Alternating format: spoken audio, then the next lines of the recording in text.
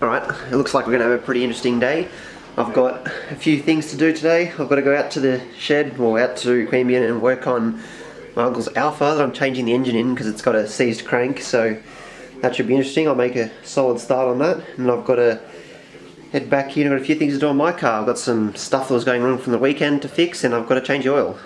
I would like to be able to film everything with this, which would be much better, but because it's a crappy Hero Plus, the case has the mounts, like the GoPro doesn't come out of the case, and the mounts are snapped off it. So this is pretty much just a house brick now. You can't actually attach it to anything. So after digging through here, I realised I've got the Contour, which has a nice head strap on it, but it looks like my hair is going to be in the way if I use this. Oh, where am I? Oh god, the screen's upside down. Wait. Yeah. That's not going to work. Why am I so dark? Okay, we're up to Plan B version 2, which is going to be Panasonic camera on a strap. Got to pack everything that I need into that car up there. First, put my shoelaces in. Shoes tied. Which is in here.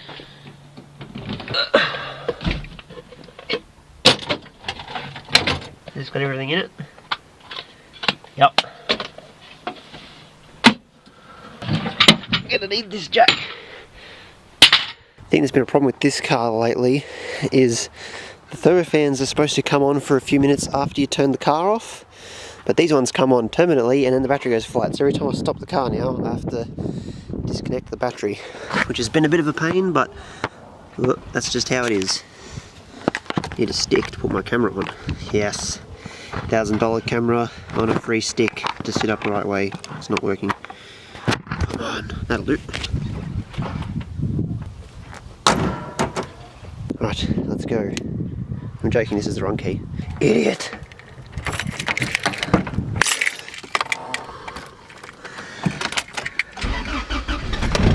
Oh, was that lens flare? Oh, look at that. It's like a movie. Look at this cool stereo.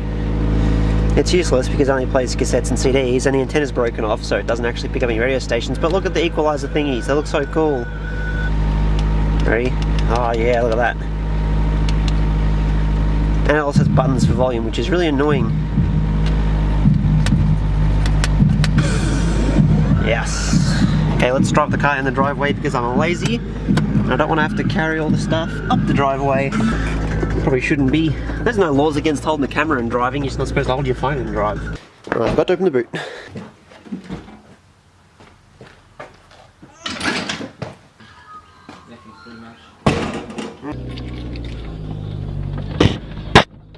This camera's annoying. Sticks out a long way. I'm going to keep hitting it on stuff.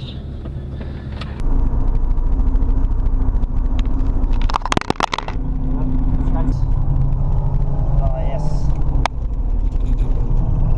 Feel the 2.2 litre single cam non-VTEC torque. Oh, this car's good.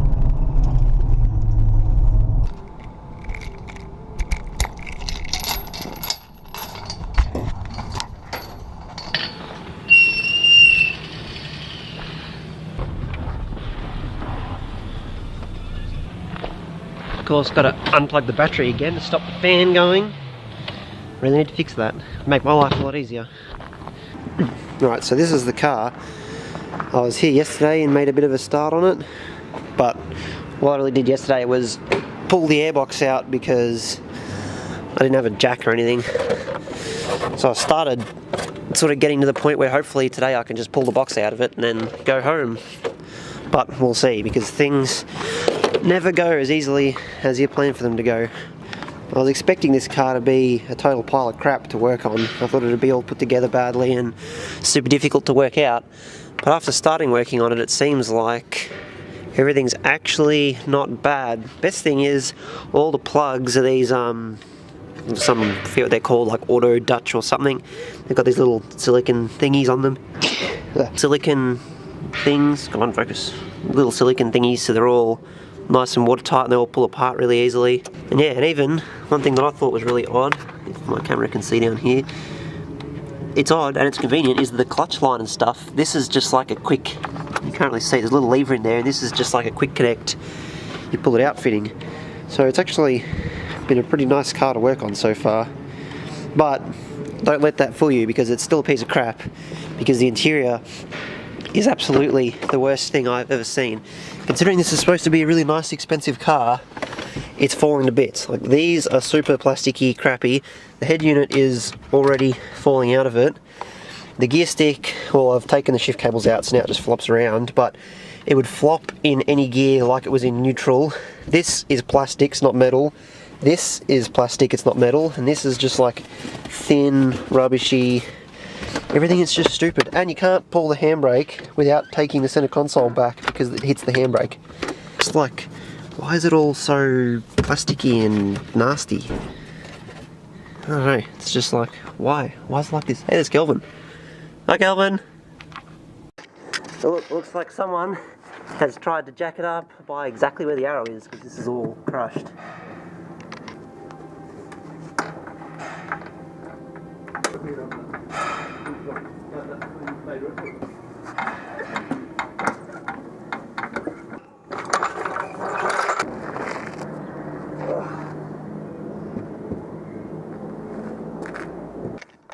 But that is definitely not a factory Alfa Romeo bolt. That's just like a bolt from Bunnings. There seems to be quite a few of them on here, so there's a lot of 13mm bolts, but I'm pretty sure they're all non-standard, so someone's pulled this apart and done a crappy job putting it back together before. Pretty sure I went, oh, it's got these stupid wheel bolts. Hate these things. Oh, the fucking screwy ones. Yeah, so the wheel like doesn't hang on the studs when you slide it on. Oh, it's got, hey, look at that, it's got little things so the wheel doesn't fall off. That's handy. So this is really interesting. The upper control arm is attached in the back of the wheel arch, so it's sort of pivoting forwards. And there's like an aluminium cast piece, or probably cast piece, that attaches from where the lower control arm mounts. It's hard to see, and goes up and attaches to the strut tower, which is an interesting design. Just to make everyone's life a bit harder, they have used Torx bits for everything. Well, not even for everything. Some things are Torx, and some things are not Torx. Just gotta make sure you have every conceivable tool you can think of before you start trying to do anything on this car.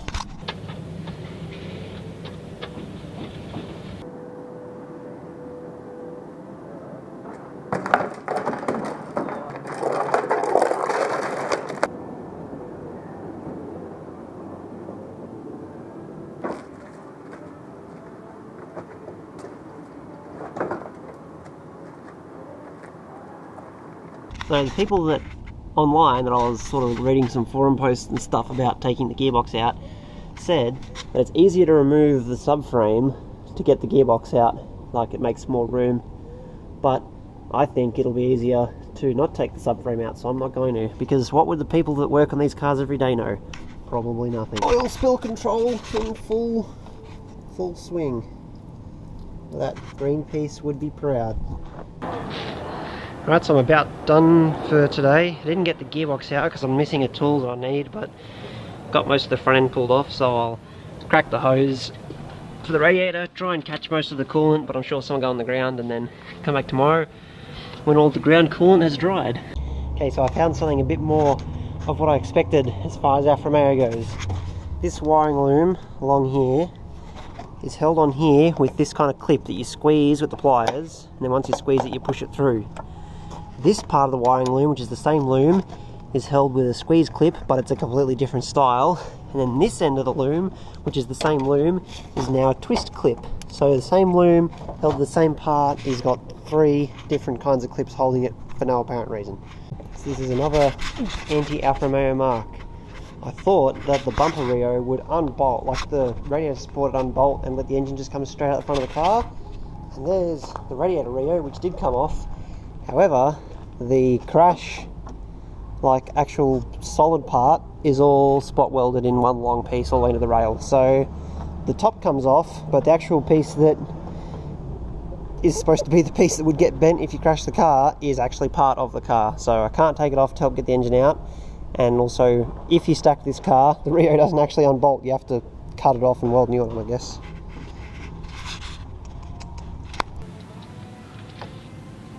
How the hell do these clamps work?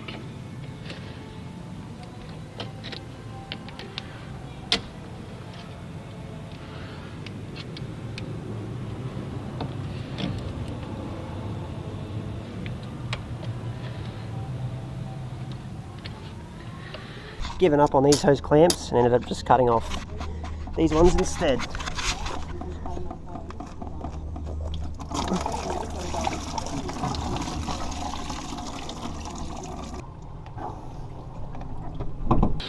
Alright, well I think I've had enough of that today.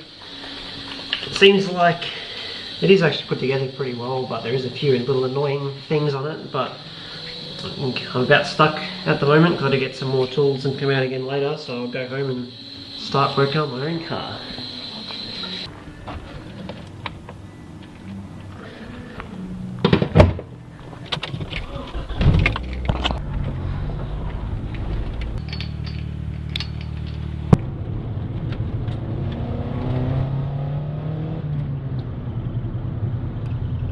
Just like to point out, look at how I'm holding the steering wheel with two hands, one on each side. And I have no idea why, but why do Americans try and drive like this? You gotta drive like this and you drag racing people. No, I gotta change it this hand. It's just retarded. Why? How is this useful? I gotta put my seat back more. Ah, there we go. And everyone thinks I'm freaking cool. Can't reach a steering wheel, can't see where I'm going, but I look good and I can't really steer properly either. Or like this, with my hands not even holding the wheel. Ready, you can try and make this corner. That doesn't work. It doesn't work. Stop holding steering wheels like that, idiots.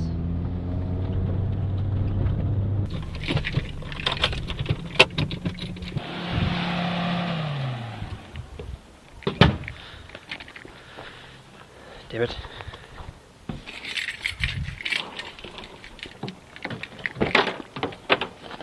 Now we've got to get this car out, turn it around so I can put the head unit and stuff back in, and, well, the head unit back in, and get the oil changed before I go drive it later. If I drive it later, which hopefully I will. Now I had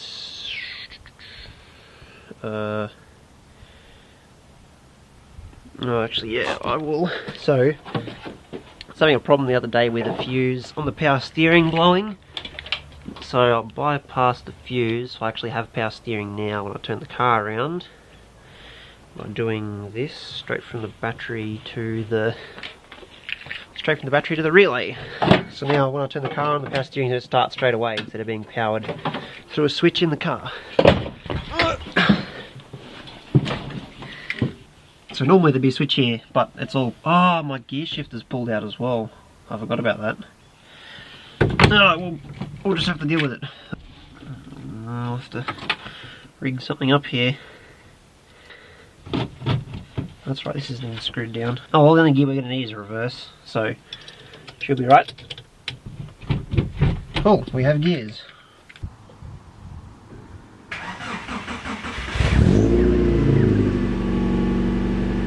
Okay. We are power steering.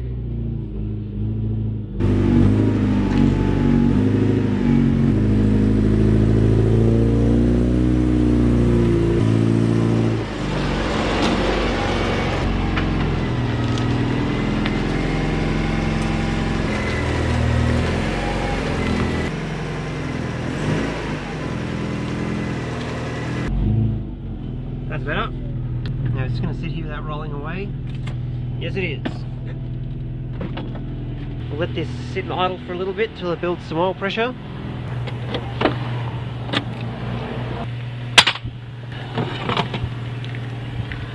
There's the other half of the bolt on.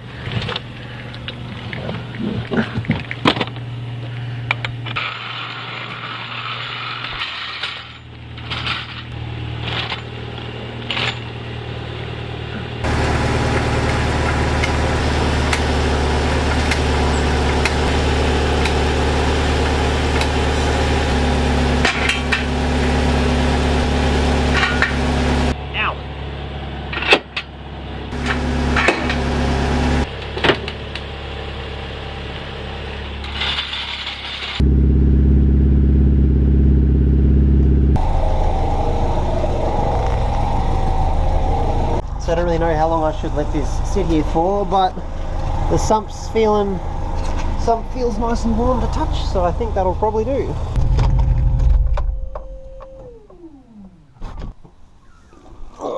Now, this is the first time I've changed my oil since I put my new bash guard on. It's like 3mm plate, and it's mounted to the air conditioning compressor mounts at the back, and then to the half shaft mount at the air conditioning mounts at the front, and the half shaft mount at the back. So it should be nice and solid, but we'll see how much oil it ends up collecting when I start draining this.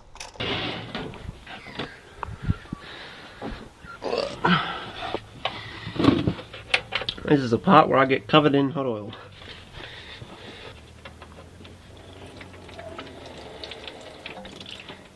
Oh yeah, didn't even drop the sub plug in the oil.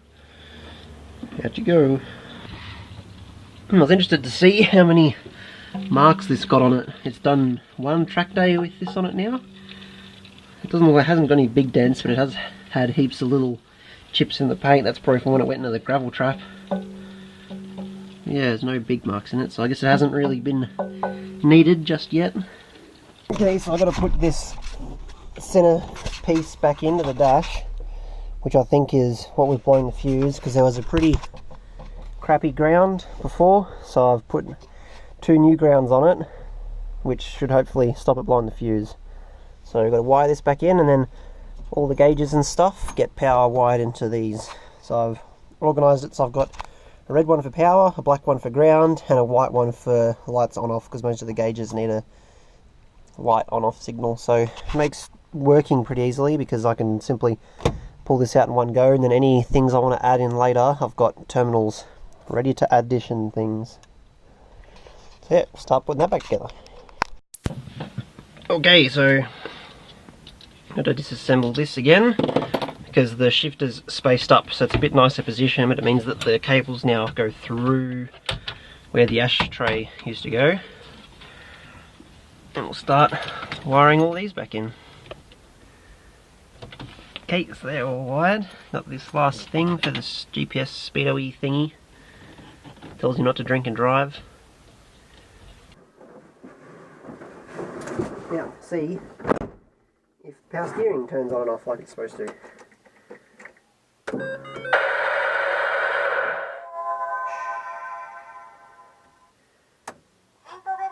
Okay. Huh. You can hear the, I don't know if you can hear it, but the power steering pump's firing up. This has power, that has power, this has an error, like it always, I don't know why I need to work in that. So this has power, this is power, this is power, and they're all powered off there, but this has not power.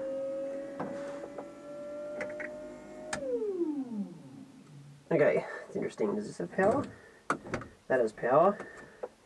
Everything has power except the Grady gauge. Why is that? Ah, the Grady one is here and it is not plugged in. Somewhere in this mess of wires is a plug that this will fit into. Somewhere being keyword. There it is. Okay, let's try again. Ready, steady, go! Hey, it's a working. Please put your seatbelt on. Let's put this back in.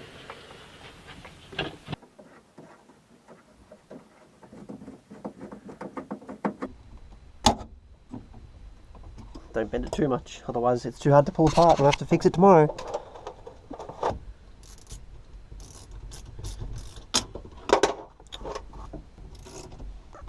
Alright. Oh, there's paper towel in here. Man, everything is so dirty. This was all so clean when I put it together before the track day the other day, and everything's full of dirt again. Did not take very long. But I guess that's what happens when you spend most of a track day spearing off into the dirt. Retarded stuff.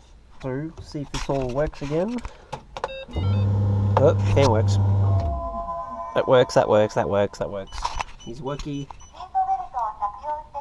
Where's seatbelt?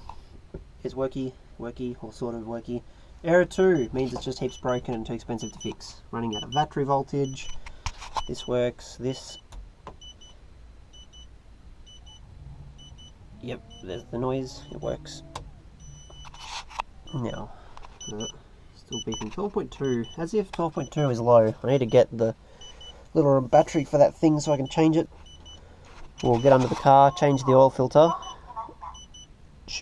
Get under the car, change the oil filter, do other things that have escaped me. Oh yeah, change the oil filter, put the sump plug back in, let the car down, put new oil in it, and then we'll take it for a drive and see if the fuse holds up after I've changed these grounds and stuff. Alright, it's getting time for possibly... Oh, that's right.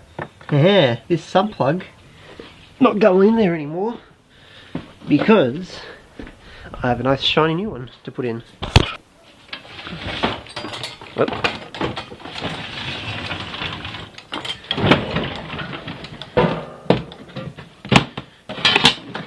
Yeah. Should probably put this back in today as well, might as well. But, ta-da! We've got spoon magnetic sump plug to go in. Oh my god, genuine spoon! How much did I pay for this? This was 1,600 yen, which is like, I don't know, somewhere between 15 and 20 bucks. For some reason, the stupid spoon sales classifieds thing on Facebook full of Americans will sell these for like $1 million each. I've no idea why or how, but everything on there is worth a lot more second hand than you can buy it from. You can buy it new. So it's always worth a laugh going on that page and looking at how much people are paying for things that are not actually worth that much. Okay, so we've got our nice, oh it's very magnetic. Go in the hole. Nice shiny new sump plug. You can see as well as being magnetic, this plug is got these little holes going through it that way so you can lock wire it so it can't rattle loose. It's got a hole going this way to make it lighter. It's also zinc coated, or zinc? Yeah, I think it's zinc, this gold coating, to make it rust resistant. So it's got everything, all for 1,650 something yen, or $100 on Spoon Classifieds. Yeah, where'd that piece of Nankia's paper towel go? That was down the side of my seat. We can probably use that to, if I can get it out. No, I can stay down there. We'll get a new piece of paper towel. That yellow paint's coming off. That's what you get for buying $2 cans of paint. These nice headers. So smushed. Everything on this car's getting a bit smushed. Now the fun bit of an oil change that everyone loves. Finding the rag that I just used. Where is it? As I was saying, the part of an oil change that everyone loves to do is getting the stupid filter unscrewed. Because no matter how much you do it up loosely the first time when you put it on, it never seems to come off as easy as you put it on. I know everyone's going to be like, dude, you're not supposed to tighten it. And I'm serious, it goes on till the seal touches and then put another like half a turn on it. So it's not tight, it's just done up with one hand. But, of course, it's not going to come out, is it? Okay, here it comes. Ready to get... that's where star oil's gone straight in my eye. Oh, it's gone on my arm. Let's put the tray back under there. Don't know why I took the tray out when it wasn't finished. Because I'm an idiot. Let's see if we can get some good oil on the GoPro while we're at it. That was close. How long is this thread? There we go. Done. This one can probably go in the bin now. And this one can go on the spike. I only worked out what that spike was for the other day. I was like, oh, the oil filter goes on the spike. That makes perfect sense because there's nowhere for it to sit without and like drip the oil off. Because if you put it in the bin, it just makes a big mess. Let's get the new filter. Nothing but the best.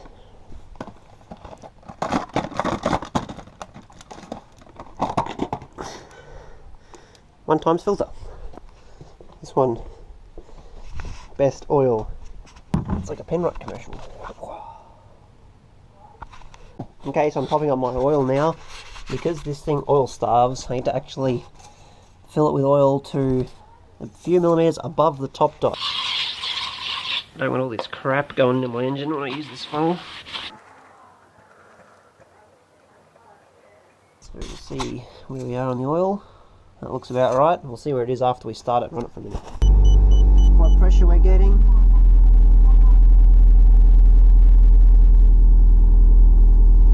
Heaps of pressure. There's no oil pouring out the bottom. That's good. Good to go. In you go. Right, I've got to put this back in because I forgot to put it back in ages ago. This is the plate to stop me wearing the paint off the floor with my feet like I already have. Yeah, the road's pretty sick. I'm not going to drive down to it. I will die. You just bring your car anyway. Put those little tyres on it. It'll be sick. I'm just like, you can just go really slow and drift. It'll be rad. it'll be like drifting on ice. And if there's ice, it'll be like drifting on more ice. There probably will be ice. So you need a tech screw to hold that thing down, or 2 tech screws. I'm not a hack, so 2 tech screws. Are these even tech screws? Smart. Don't freaking break stuff. Don't break it. Whatever you just pulled off the wall. These tech screws are too small. Gotta find bigger ones. Oh, actually, you know what might work?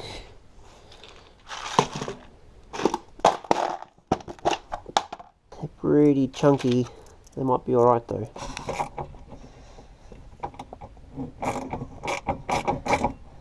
Just move these exposed wires out of the way.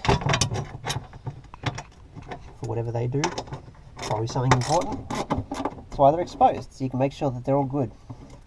Alright, foot plate back in. Pack up and then onwards. Alright, well we've finished changing the oil, so take it for a drive and see if the fuse keeps continuing to blow itself.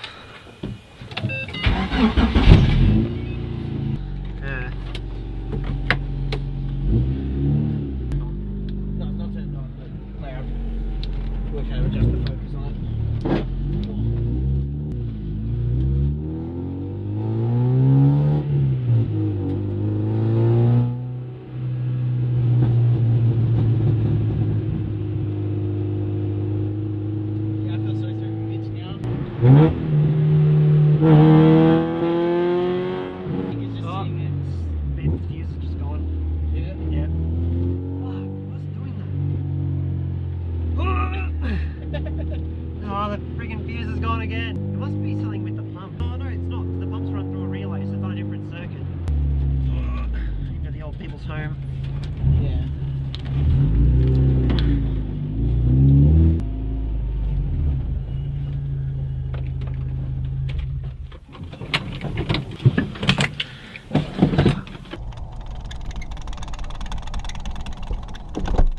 Hello. He wasn't expecting me, I just showed up unannounced.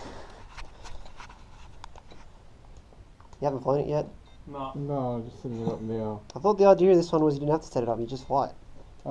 Minimal setup. It's It just comes with a receiver. Config. But what are you doing? Yeah, I've had this It's just working. sitting on the bench for like 3 or 4 weeks. Yeah. Yep. Didn't you say it was busted? The battery's No, stuff? Yeah. I cannot Fix it. remember. Oh, you still got the standard drops. Yep. They're gonna explode. This is a video about nothing. Turn you there. Yeah, these explode. Why did you do that, Connor? Well, it's because I wanted to, you said not to.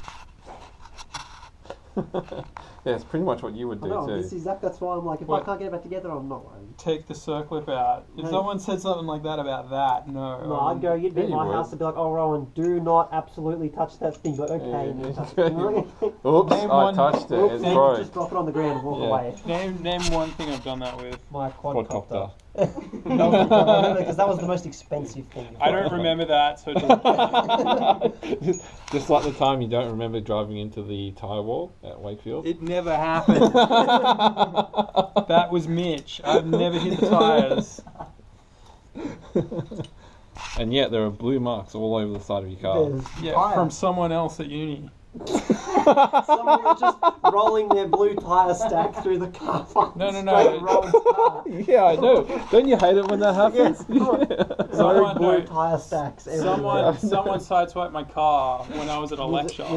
were they driving a tugboat with like tyres on the side of it? It probably was a Skyline. Through a car park. Blue marks. There's only blue marks on the bumper. Is that the front bumper? No, the rear one. Okay. The front bumper is blue. Okay. The black ones are opposite red. Got Rowan's maiden flight of his quadcopter. Yeah. Go away.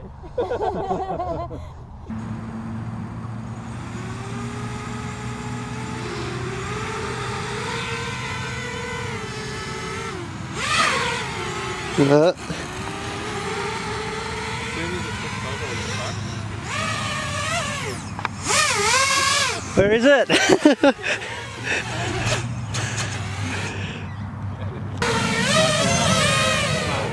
Oh God.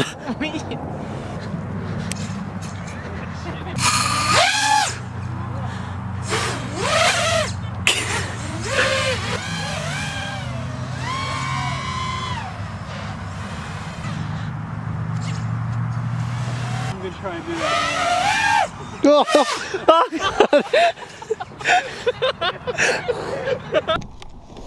Okay, well that was fun screwing around the Rodden's quadcopter, but we're going to head to Iggy's house now and load the car onto the trailer.